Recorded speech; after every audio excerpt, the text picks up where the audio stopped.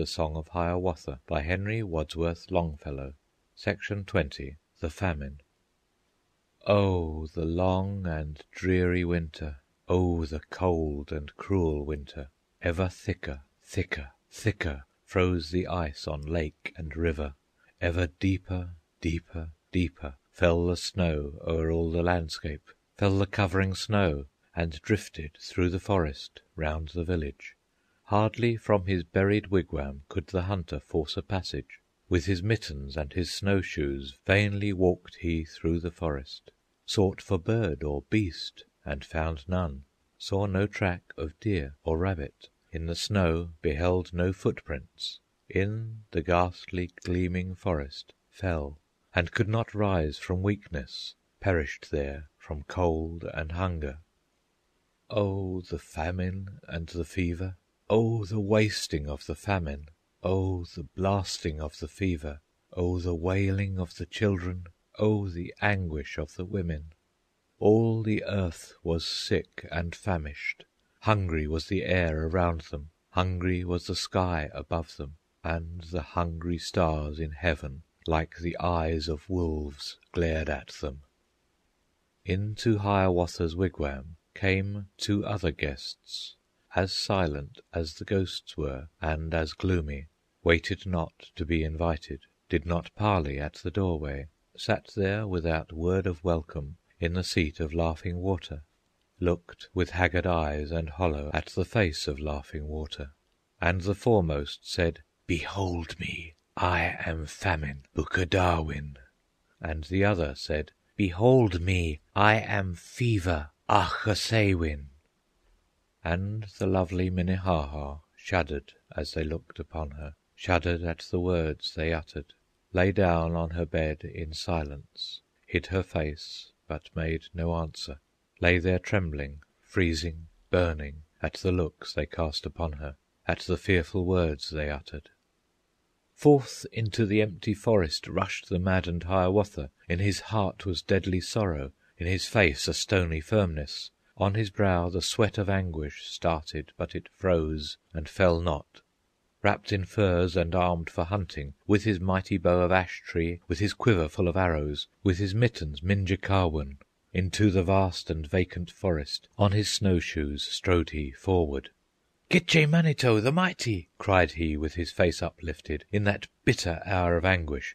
"Give your children food, O father! Give us food, or we must perish! Give me food for Minnehaha, for my dying Minnehaha!" Through the far resounding forest, through the forest vast and vacant, rang that cry of desolation, but there came no other answer than the echo of his crying, than the echo of the woodlands, "Minnehaha! Minnehaha!"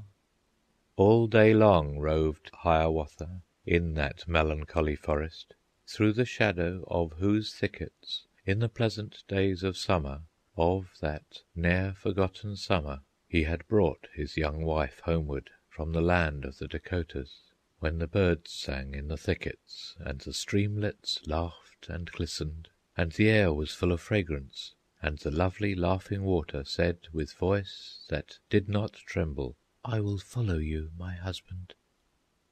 In the wigwam with Nokomis, with those gloomy guests that watched her, with the famine and the fever, she was lying, the beloved, she, the dying Minnehaha. "Hark!" she said, "I hear a rushing, hear a roaring and a rushing, hear the falls of Minnehaha calling to me from a distance." "No, my child," said old Nokomis, "'tis the night wind in the pine trees." "Look," she said, "I see my father standing lonely at his doorway, beckoning to me from his wigwam in the land of the Dacotahs." "No, my child," said old Nokomis, "'tis the smoke that waves and beckons." "Ah," said she, "the eyes of Pauguk glare upon me in the darkness. I can feel his icy fingers clasping mine amid the darkness. Hiawatha! Hiawatha!"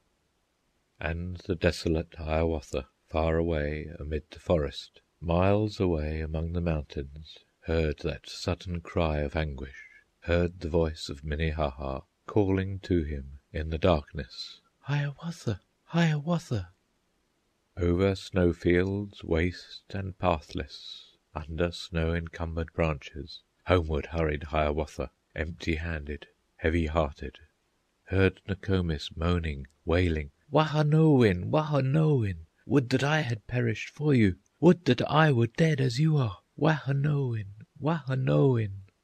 And he rushed into the wigwam, saw the old Nokomis slowly rocking to and fro and moaning, saw his lovely Minnehaha lying dead and cold before him, and his bursting heart within him uttered such a cry of anguish that the forest moaned and shuddered, that the very stars in heaven shook and trembled with his anguish. Then he sat down, still and speechless, on the bed of Minnehaha, at the feet of Laughing Water, at those willing feet that never more would lightly run to meet him, never more would lightly follow. With both hands his face he covered. 7 long days and nights he sat there, as if in a swoon he sat there, speechless, motionless, unconscious of the daylight or the darkness. Then they buried Minnehaha. In the snow a grave they made her, in the forest deep and darksome, underneath the moaning hemlocks, clothed her in her richest garments, wrapped her in her robes of ermine, covered her with snow like ermine. Thus they buried Minnehaha. And at night a fire was lighted. On her grave 4 times was kindled, for her soul upon its journey to the islands of the blessed. From his doorway Hiawatha saw it burning in the forest, lighting up the gloomy hemlocks. From his sleepless bed uprising, from the bed of Minnehaha, stood and watched it at the doorway, that it might not be extinguished, might not leave her in the darkness. "Farewell," said he, "Minnehaha! Farewell, O my Laughing Water! All my heart is buried with you, all my thoughts go onward with you. Come not back again to labor, come not back again to suffer, wear the famine and the fever, wear the heart and waste the body. Soon my task will be completed, soon your footsteps I shall follow to the islands of the blessed, to the kingdom of Ponemah, to the land of the hereafter."